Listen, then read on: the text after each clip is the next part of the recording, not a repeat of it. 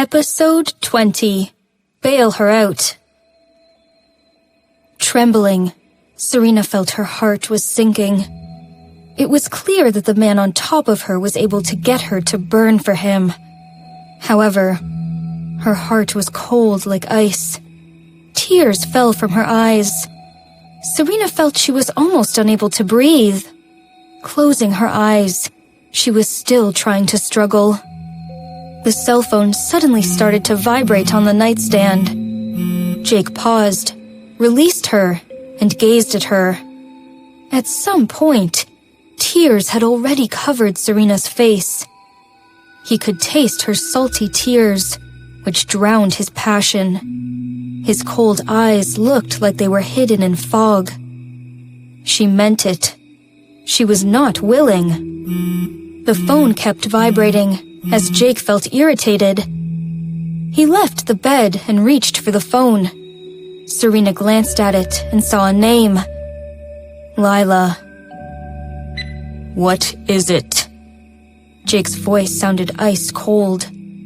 Lila was startled, while feeling thrilled. Since he sounded like this at this hour, he must have fought with Serena. Excited, Lila used her sweetest voice and said, "Jake, I wanted to say goodnight to you." Jake was upset. The temperature around him seemed to drop as well. "Just that?" Lila had never heard Jake being so cold before.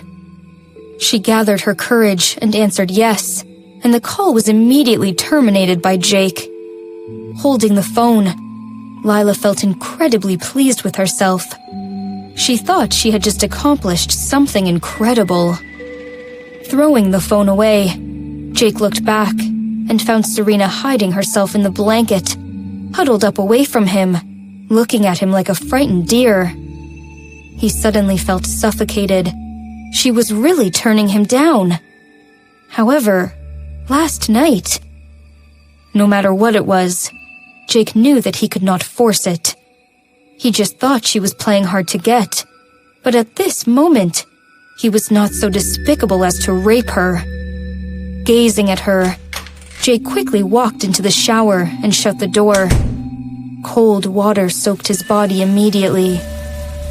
After he came out of the cold shower, Serena had already put her pajamas on and fell asleep. Huddling up in the corner, Serena crossed her arms in front of her like a fetus, indicating her lack of sense of security. Her position was so different from 2 days ago. Seeing that she was sound asleep, Jake felt very upset. This woman, she teased him like that, and then fell asleep. Having spent many years doing business, Jake had gained a poker face. However, at this moment, he felt like he was about to blow up. Jake lay down and wrapped himself up with the blanket in her hands. Serena frowned but was still asleep. This woman was sleeping as deep as a piglet. However, at midnight, Jake found that he was wrong. At midnight, Jake was stirred from his sleep by Serena's cry. It was easy for him to be aroused. As she cried, he immediately opened his eyes. "Jake!" His brows knitted. Jake looked at her. She had curled herself into a ball, seizing the blanket with both hands. Covered in sweat, her eyes were tightly shut, and yet her breath was rapid. "It wasn't me! It was not! I did not drug you. I did not set the fire. I did not murder Grandpa. It wasn't me." In Serena's dream, Lila was pushing Serena, holding Jake's hand, laughing contently and yelling, "I will replace you to be his wife. Serena, rot in hell." Jake was coldly standing next to Lila saying, "Serena and dogs are not allowed inside." Every word was like a bullet, piercing her ruthlessly. It hurt so much. So much. She was suddenly surrounded by water. "Help me! Help me!" Serena was trying to breathe, struggling with her hands like someone drowning, trying to grab something. So desperate and sad. Seeing her movements, Jake was about to wake her. When his hand approached her, Serena suddenly grabbed it. All of a sudden, she looked relieved, as if she had been through life and death. Jake was dazed. Serena was soaked in sweat. As she grabbed his hand, she wrapped her arms around him. Jake frowned. When he thought she was doing that deliberately, he suddenly heard her breathing evenly. She was sound asleep again. Jake was embarrassed, trying to push her away.